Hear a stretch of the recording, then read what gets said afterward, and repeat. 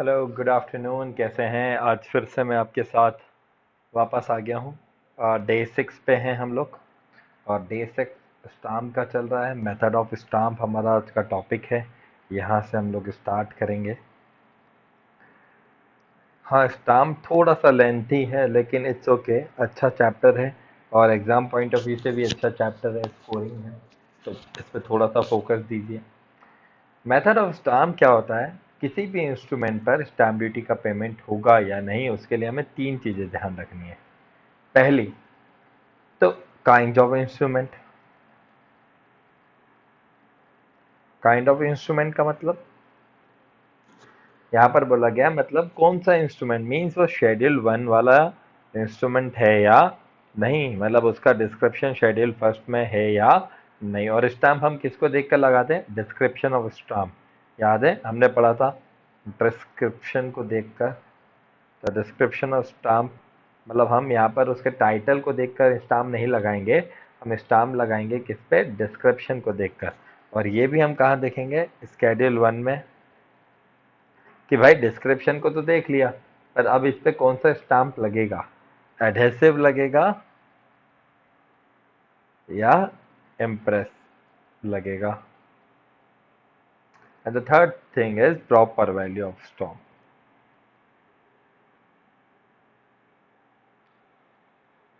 Means अगर किसी instrument पे 1600 रुपये का स्टाम्प ड्यूटी पे होना है और आपने पे कर दिया 2600 का, इट्स ओके, चलेगा।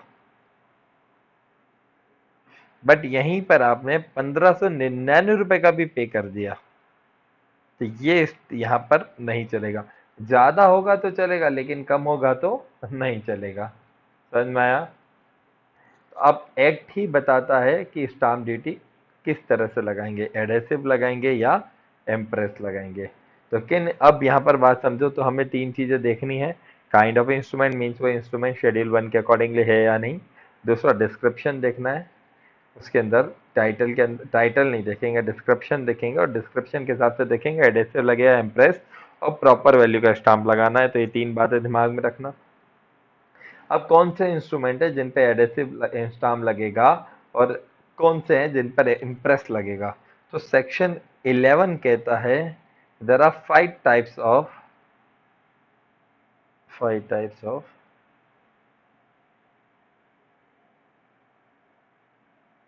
इंस्ट्रूमेंट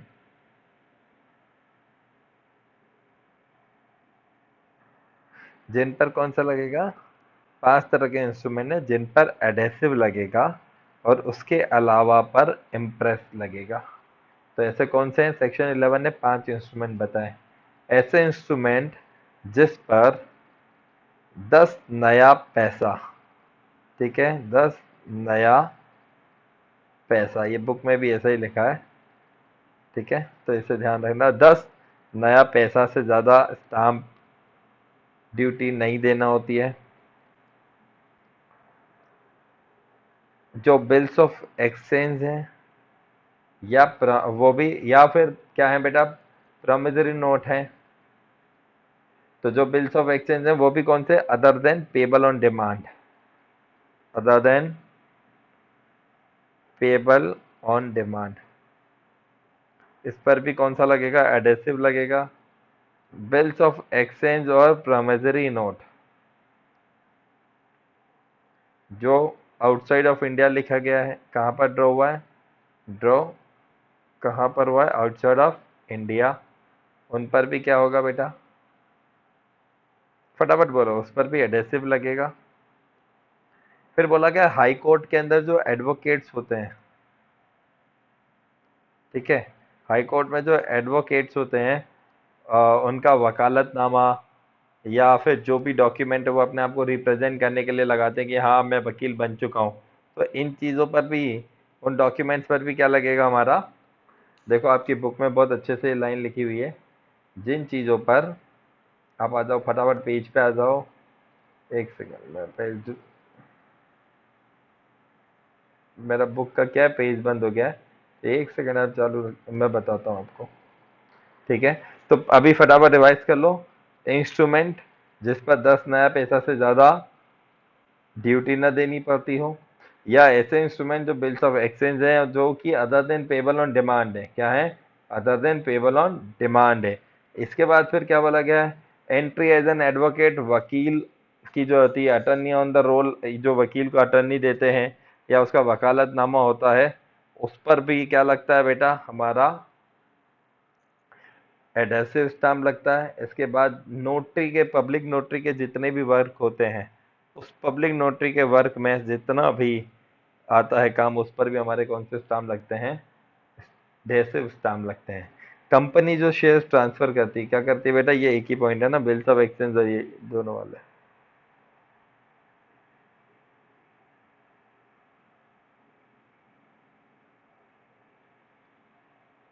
कंपनी जो शेयर ट्रांसफर करती है, मैंने आपको बताया था फिजिकल शेयर, याद है, अब ये एक्ट पहले लिखा गया था तब की बात है। फिजिकल शेयर जो ट्रांसफर करती है उस पर भी क्या लगता है, एडहेसिव स्टाम्प। ठीक है, बाकी सब पर, इनके अलावा बाकी सब पर क्या लगेगा, इनके अलावा जो इंस्ट्रूमेंट है उन इंस्ट्रूमेंट पर क्या होगा, जो अदर इंस्ट्रूमेंट्स है उन पर क्या लगेगा, फटाफट बोलो ना यार, इम्प्लाइड लगेगा, इम्प्रेस लगेगा, इम्प्लाइड नोटिस है ये तो, कि एडहेसिव इन पे लगेगा, बाकी सब पर क्या लगेगा, इम्प्रेस स्टाम्प। चलिए आगे बढ़े, कैंसिलेशन,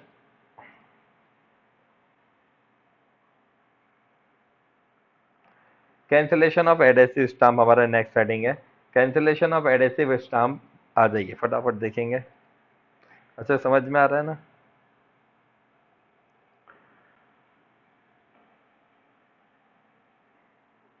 और मोड ऑफ कैंसिलेशन, ठीक है, इसको मोड ऑफ कैंसिलेशन के नाम से भी आपकी बुक में हेडिंग दी हुई है, तो मोड ऑफ कैंसिलेशन भी यही है।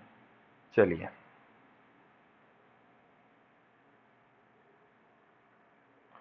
चलिए इसका मतलब क्या है, हम ये चाहते हैं कि एडहेसिव स्टाम्प का यूज जो है ना एक ही बार हो, एडहेसिव स्टाम्प का जो यूज है ना वो एक ही बार हो, वरना लोग क्या करेंगे, उसे रीयूज करेंगे और इससे गवर्नमेंट का लॉस होगा। इसलिए गवर्नमेंट चाहती है कि आप एडहेसिव स्टाम्प का क्या करो, यूज करो केवल एक ही बार। तो एडहेसिव स्टाम्प को यूज करने के बाद उसे कैंसिल करना होता है। क्या करना होता है, कैंसिल, मतलब आपने देखा होगा ये एडहेसिव टिकली फॉर्म में होता है और इस पर लोग है ना अपनी साइन कर देते हैं या सील लगा देते हैं कंपनी का, मतलब उसे कैंसिल करना। एक ही पर्पस है कैंसिल करने का, पर्पस क्या है, ताकि वो रीयूज ना हो पाए, वो रीयूज ना हो पाए। ठीक है, हम लोग उसका और कोई पर्पस ही नहीं है। तो मोड ऑफ कैंसिलेशन, कैंसिलेशन का केवल एक ही पर्पस है, स्टाम्प को रीयूज ना कर पाए कोई व्यक्ति। कैंसिलेशन करने के कोई तरीका लॉ में नहीं बताया है, कोई भी मैनर लॉ में प्रेस्क्राइब्ड नहीं है। कैंसिलेशन का कोई भी मैनर लॉ में प्रेस्क्राइब्ड नहीं है, लॉ में नहीं बताया किस तरह से कैंसिल करेंगे। ठीक है, कोर्ट ने अलग अलग केसेस में अलग अलग कुछ बातें बोली कि इस तरह से आप कैंसिल कर सकते हो, मैं भी आपको बता दूंगा। स्टाम्प पर क्रॉस लाइन बना दो, जैसे मैं आपको एक मिनट को दिखाता हूँ।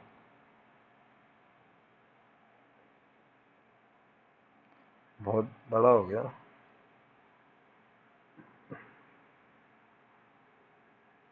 जैसे ये टिकट है तो इस पे क्रॉस लाइन कर दी। ठीक है, या फिर आप क्रॉस लाइन के अलावा, चलिए मैं आपने स्टॉम्प पे क्रॉस लाइन ड्रॉ कर दी, कुछ लाइन मतलब एक थोड़ी सी बाहर भी जाना चाहिए, है ना, या आप इंस्ट्रूमेंट पे आपने साइन कर दिए, लाइक ऐसे आधे अंदर और आधे बाहर, मतलब दोनों तरफ हो। ठीक है, स्टाम्प पर आया और कुछ पोर्शन स्टाम्प के बाहर है, या स्टाम्प पर फर्म की सील लगा दी, जैसे फर्म की सील लगा दी, ये विद्योदय लिख दिया, विद्योदय की सील है। ठीक है, स्टाम्प को कैंसिल करने का तरीका एक्ट में नहीं बताया गया है, हमें स्टाम्प को इस तरह से कैंसिल करो ताकि कोई भी व्यक्ति उसे रीयूज न कर पाए। अगर स्टाम्प को रीयूज किया जा सकता है तो वो जो कैंसिलेशन है ना वो इफेक्टिव कैंसिलेशन नहीं माना जाएगा, वो कैंसिलेशन इफेक्टिव कैंसिलेशन नहीं माना जाएगा। और उसके क्या कॉन्सिक्वेंसेस होंगे, आपके इंस्ट्रूमेंट इवन रिजेक्ट तक हो सकता है ना, मतलब उसके कॉन्सिक्वेंसेस बहुत हार्श हैं, मतलब लॉ उसे, आपके इंस्ट्रूमेंट को वैलिड नहीं मानेगा फिर। तो अगर स्टाम्प को रीयूज किया जा सकता है तो वो कैंसल वैलिड नहीं है, और याद रखना ये तरीके कोर्ट ने बताए, केसेस में अलग अलग तरीके में, लॉ में कोई भी तरीका नहीं बताया है। तो ये क्लियर हुई बातें?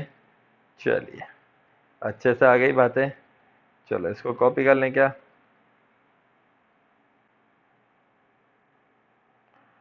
चलिए आगे बढ़ें।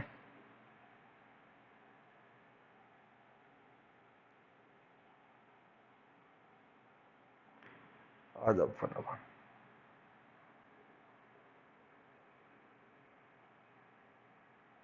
तो क्या क्या तरीके सीखे हमने? ड्रॉ, लाइन ड्रॉ कर दो, साइन कर दो, जो अंदर आधी आधी बाहर जाए, सील लगा दो, ठीक है। पर कैंसिलेशन इस तरह से करो ताकि कोई इसे रीयूज ना कर पाए। क्लियर है? आगे बढ़ें। Instrument stamp with impress stamp how to be written. Heading है instrument stamp with impress stamp how to be written. अभी जस्ट अपन ने सीखा, वापस से हमें पीछे जाना पड़ेगा। चलिए आ जाते हैं। तो आइए मैं आपको इम्प्रेस स्टाम्प भी तो दिखाई देता हूँ। ये रहा हमारा इम्प्रेस स्टाम्प। इसको भी ले चलते हैं अपनी जगह पे।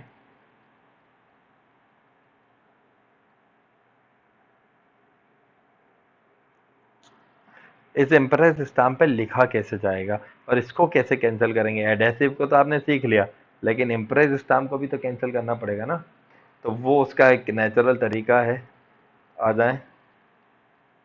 ये अपना इम्प्रेस स्टाम्प है, ये उसका फ्रंट साइड है। इम्प्रेस स्टाम्प जो पेपर फॉर्म पे छपा होता है, इसे हम कौन सा स्टाम्प बोलते हैं? फटाफट बोलो। ठीक है, इसे इम्प्रेस स्टाम्प बोलते हैं। पेपर फॉर्म पे होता है, ठीक है। उस पर चांदी की तार होती है। यहाँ पर आप देखोगे तो यहाँ चांदी की तार दिखेगी, इमेज में नहीं दिख रहा, लेकिन आप ओरिजिनल पेपर पे देखोगे तो साइड से यहाँ पे चांदी की तार होती है, ठीक है। फ्रंट साइड स्टाम्प का फेस वैल्यू होता है और बैक साइड जिससे आपने खरीदा है, इसके जो अपोजिट साइड है, बैक साइड जो होता है ना इसके, जिससे भी आपने परचेस किया स्टाम्प, वो अपना सील और एक तारीख लिख के देता है, ठीक है। आप वो अपना नाम, ठीक है, एड्रेस, और जिस डेट पर आपने, डेट, जिस डेट पर आपने इसे परचेस किया, ठीक है, बाय किया, उस डेट को लिख देता है। और उस डेट के बाद ये स्टाम्प वैलिड होता है। मान लो आपने बाय किया 20 जनवरी 2020 को, तो 20 जनवरी 2020 के बाद के जितने भी ट्रांजैक्शंस हैं, उन ट्रांजैक्शंस के लिए ये वैलिड होगा। ये 19 जनवरी के ट्रांजैक्शंस के लिए वैलिड नहीं होगा। तो ये मतलब ये रेट्रोस्पेक्टिवली इफेक्ट क्रिएट नहीं करता। अब जब ट्रांजैक्शन करोगे तो ये स्टाम्प जो है ना वो आगे के लिए वैलिड होता है, पीछे के लिए नहीं। अब मान लो इम्प्रेस स्टाम्प तो एक ही पेज है और हमारा मैटर 5 पेज में आया, तो अब क्या करें? तो कोई दिक्कत नहीं है भाई, आप इम्प्रेस स्टाम्प अपना क्या कर दो, जैसे ही आपने इस पर कुछ भी लिखा ना, ये जैसे ही आपने इस पर लिखा, आपने रिटर्न किया, ये रिटर्न होते से ही कैंसिल मान लिया जाता है। क्या मान लिया जाता है? जैसे ही आपने इस पर कुछ लिखा, ये इम्प्रेस स्टाम्प लिखते से ही कैंसिल मान लिया जाता है। अब मान लो आपका टॉप मैटर 5 पेज का और आपके पास तो एक ही पेज है स्टाम्प का, तो आप 4 ब्लैंक पेजेस को क्या कर लोगे बेटा, उस पर आप मैटर लिख दो और उसके साथ आप अटैच कर दो, कोई दिक्कत नहीं है। आप अपने ट्रांजेक्शन की टर्म्स एंड कंडीशन 5 पेज की है ना, तो आपके पास एक ही स्टाम्प पेपर है, तो एक तो स्टाम्प पेपर पे लिख लो, बाकी जो बचा वो सिंपल पेपर पे लिख दो, या येलो पेजेस आते हैं उस पर लिख दो, और एडिशनल पेजेस पे नंबर डाल दो और इसके साथ क्या कर दो, अटैच कर दो। तो ये इम्प्रेस स्टाम्प कैंसिल कैसे माना जाता है? जैसे ही इस पे लिखते हैं वो क्या मान लिया जाता है बेटा, कैंसिल मान लिया जाता है, ठीक है। चलिए इसके आगे जाते हैं। इसके आगे है डिनोटिंग ड्यूटी। ये बहुत बार पूछते हैं ना, इसका कंसेप्ट बच्चों को बहुत कम क्लियर होता है, तो मैं आपको बता देता हूँ, बहुत इजी है। मतलब आप हंसोगे जब पढ़ोगे, पर बच्चों को याद ही नहीं रहता। अब आपने 2 इंस्ट्रूमेंट एग्जीक्यूट किए, कितने? सेवरल इंस्ट्रूमेंट एग्जीक्यूट किए रहे।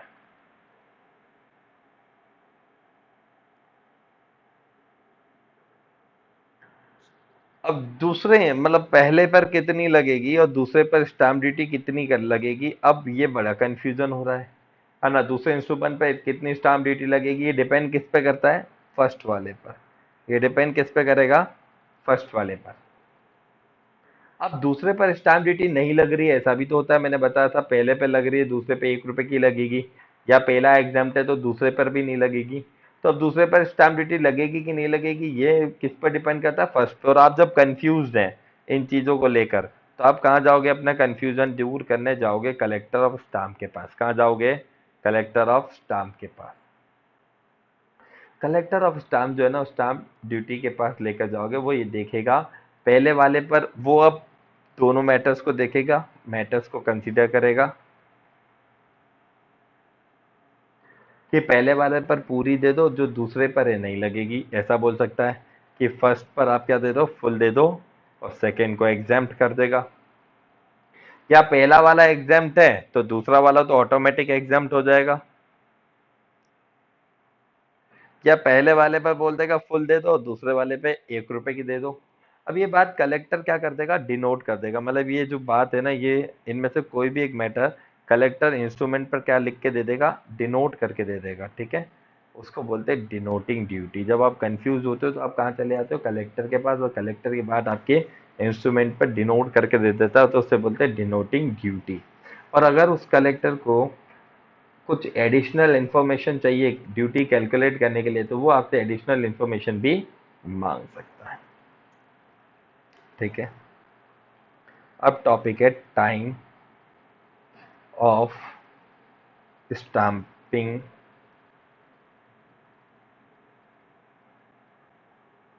इंस्ट्रूमेंट।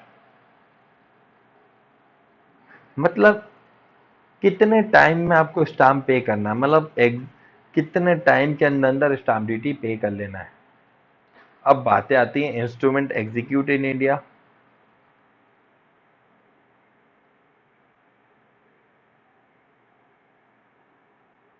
और एक बात आती है instrument outside of execute outside of India.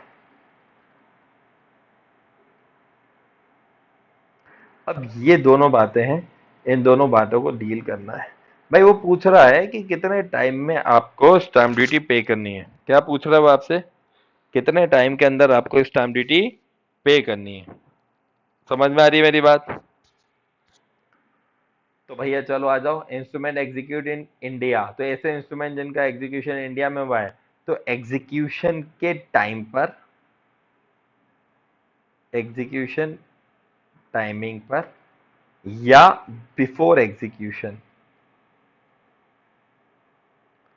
But after execution आपने किया तो वो वैलिड नहीं है। अगर आपने आफ्टर एग्जीक्यूशन किया तो फिर वो स्टैंपिंग वैलिड नहीं है। मतलब इंस्ट्रूमेंट ड्रॉ करने से पहले पहले आप उस पर स्टाम्प लगा दीजिए, और अगर आपने स्टाम्प एग्जीक्यूट करने मतलब साइन करने के बाद लगाया तो फिर वो इंस्ट्रूमेंट वैलिड नहीं है।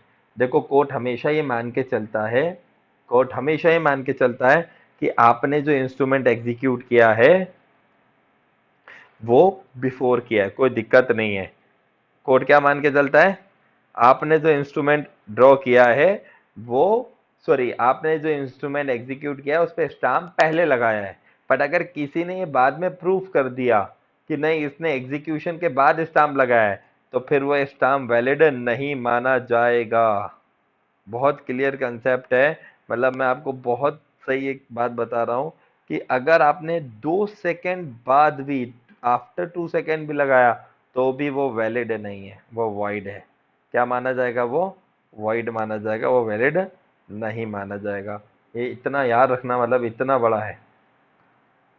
चलिए, और जो इंस्ट्रूमेंट इंडिया के बाहर एग्जीक्यूट हुए उनके लिए साहब, उनके लिए भी प्रोविजन से आ जाओ।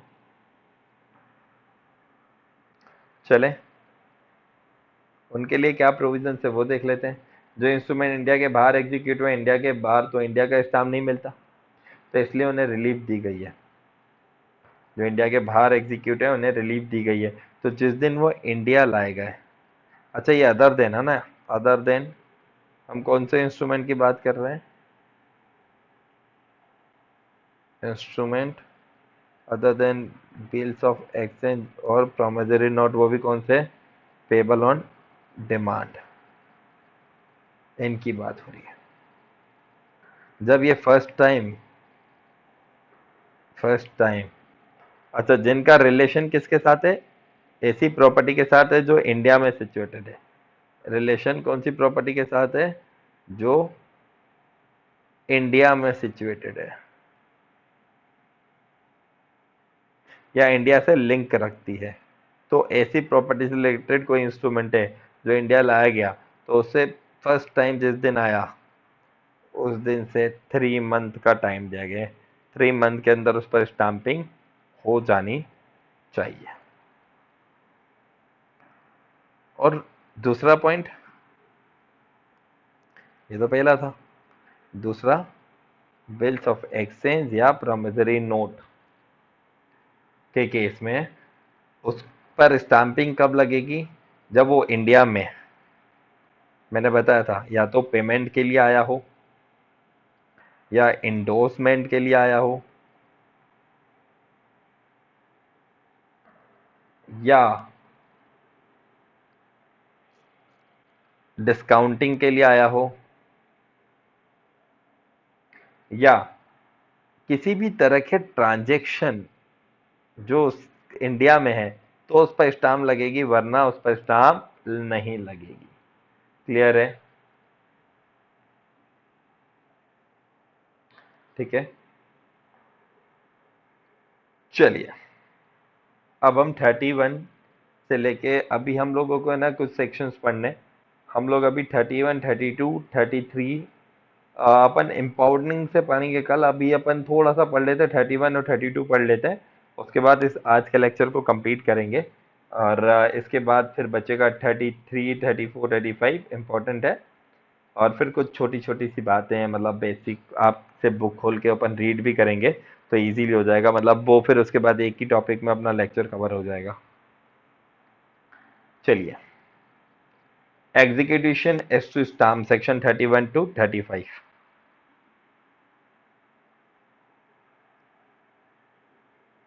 एग्जीक्यूशन, अच्छा आप लोगों को समझ में तो आ रहा है ना? और समझ में आए तो प्लीज़ आप अपने अपने कमेंट्स दे सकते हैं, मुझे बता सकते हैं कि आपको ये वीडियोस कैसे लग रहे हैं। और प्लीज़ अपना लाइक, अगर आपको पसंद आ रहे हैं तो लाइक और चैनल को सब्सक्राइब जरूर करें। कोई भी डाउट आए तो प्लीज़ मुझे कोऑर्डिनेट करें, क्योंकि अगर कोऑर्डिनेट नहीं करेंगे तो मुझे कैसे पता चलेगा कि बच्चों को समझ में आ भी रहा है या नहीं आ रहा है। अच्छा, एक इंस्ट्रूमेंट एग्जीक्यूट हुआ है या नहीं हुआ है, उस पर स्टाम्प लगेगा या नहीं लगेगा। अब इंस्ट्रूमेंट पर स्टाम्प लगा है या नहीं लगा है, बहुत परेशानी है ना। कितना स्टाम्प लगेगा ये डिसाइड ही नहीं कर पा रहे हैं। स्टाम्प तो लगा दिया, लेकिन हम ये डिसाइड नहीं कर पा रहे हैं कि कम लगाया कि ज्यादा लगाया। पहला, इंस्ट्रूमेंट को लेकर हम क्या है, कंफ्यूज है कि हमने किसको, वैल्यू ऑफ स्टाम्प को लेकर कंफ्यूज है, टाइटल ऑफ स्टाम्प को लेकर कंफ्यूज है कि इस पे लगेगा या नहीं लगेगा। अब हर व्यक्ति को तो नहीं पता है ना कि शेड्यूल 1 सबने तो नहीं पढ़ा, वो तो आप जैसे सीएस हैं जिनको पढ़ना पड़ेगा, बाकी सब थोड़ी पढ़ते हैं। तो हम कलेक्टर ऑफ स्टाम्प के पास जाएंगे। कहाँ जाएंगे? अपने कंफ्यूजन को दूर करने के लिए हम जाएंगे कलेक्टर ऑफ स्टाम्प के पास। कहाँ जाएंगे? फटाफट बोलो। कलेक्टर ऑफ स्टाम्प के पास जा सकते हैं कि इस इंस्ट्रूमेंट पे कितना स्टाम्प लगेगा। कलेक्टर ऑफ स्टाम्प ये बता देगा, और उसके लिए आपसे नॉर्मली फीस चार्ज कर सकता है।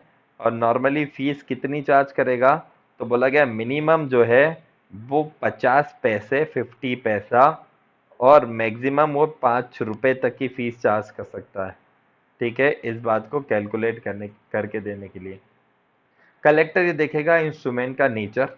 कलेक्टर क्या कंसीडर करेगा? कलेक्टर कंसीडर करेगा कुछ बातें। इंस्ट्रूमेंट पे जो कंसीडरेशन लिखा है, उसका नेचर, ठीक है, और अगर वो आपसे एडिशनल इंफॉर्मेशन मांगे कुछ कैलकुलेट करने के लिए, तो आपको एडिशनल इंफॉर्मेशन उसको देनी पड़ेगी। अगर आप नहीं देंगे तो ड्यूटी कैलकुलेट नहीं कर पाएगा। अगर आपने स्टैम्प डिसाइड करने के बाद स्टैम्प ड्यूटी, अच्छा हाँ, एंड देन वो आपको डिसाइड करके उस पर लिख के दे देगा। ठीक है, डिसाइड करके दे देगा।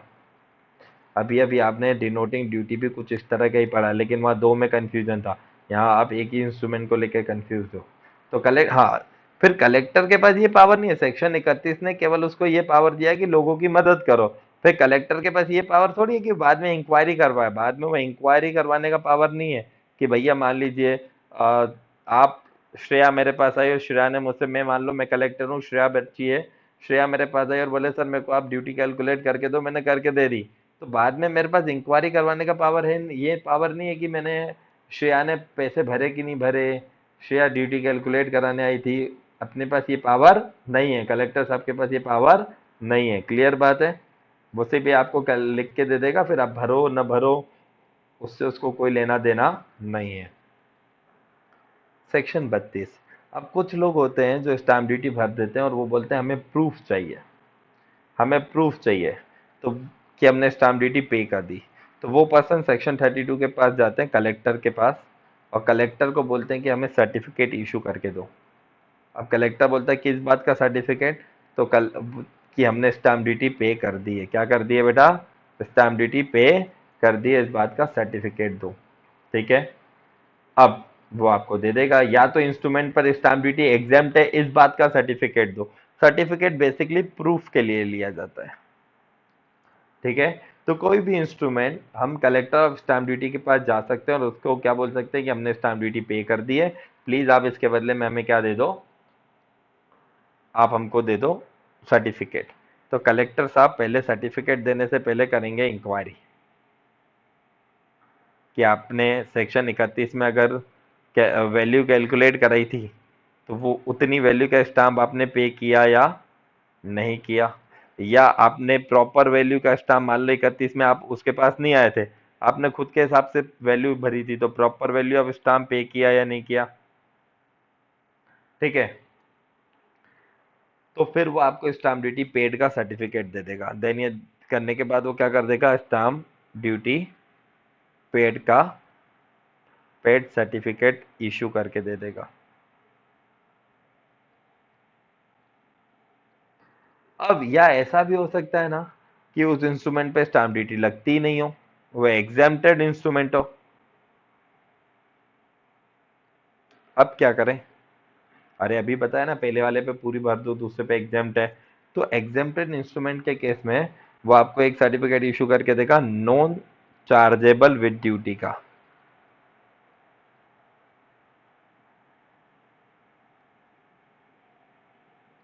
नॉन चार्जेबल विद ड्यूटी का सर्टिफिकेट आपको इशू करके दे देगा।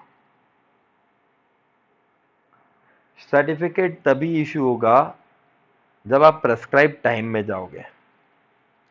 कौन से टाइम में जाओगे? प्रेस्क्राइब टाइम में अप्रोच करोगे तो ही सर्टिफिकेट इशू होगा, वरना सर्टिफिकेट इशू नहीं होगा। अगर आप प्रेस्क्राइब टाइम के अंदर अंदर अप्रोच कर रहे हो तो ठीक, वरना आपको सर्टिफिकेट नहीं मिलेगा। अगर इंस्ट्रूमेंट एग्जीक्यूट हुआ है, एग्जीक्यूट कब हुआ है? इंस्ट्रूमेंट एग्जीक्यूट हुआ है इंडिया में, तो जिस दिन एग्जीक्यूट हुआ उससे 1 मंथ के अंदर अंदर आपको चले जाना है। या वो outside of India, instrument execute क्या हुआ है? आउटसाइड ऑफ इंडिया एग्जीक्यूट हुआ है, तो वो जिस दिन फर्स्ट टाइम इंडिया में लाया गया, ठीक है, उस दिन से 3 महीने के अंदर अंदर आप सर्टिफिकेट के लिए जा सकते हो। अच्छा, लेकिन याद रखना, इंस्ट्रूमेंट की जो वैल्यू है ना, सर्टिफिकेट तभी इशू होगा जब इंस्ट्रूमेंट की वैल्यू पर मोर देन, मतलब इंस्ट्रूमेंट, मतलब जो आपने स्टाम्प ड्यूटी पे करी है,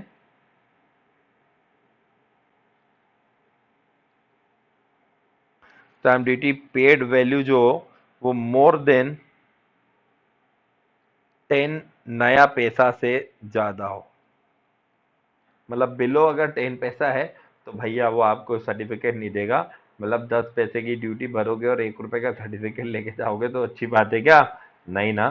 तो बस यहाँ पर इतना समझ लो, फाइनली यहाँ पर आज का टॉपिक खत्म होता है। इम्पाउंडिंग से पढ़ेंगे कल, और आज के लिए एंड करते हैं। कल पढ़ेंगे day 7।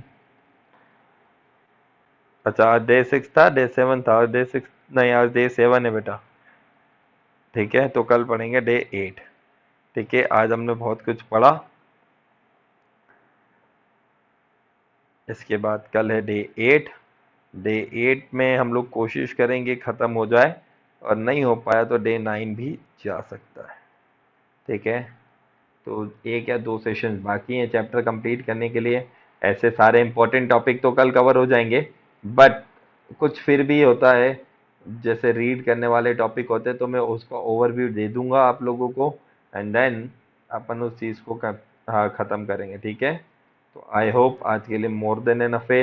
Have a nice day, take care, sweet dreams, शब्बा खैर। पर याद रहे, सोना नहीं है, मेरी आदत है बोलने की। ठीक है, तो आपको सोना नहीं है, आपको जागते रहना उल्लू की तरह, और फिर भगवान आपको नेकी दे। हैव अ नाइस डे बच्चों।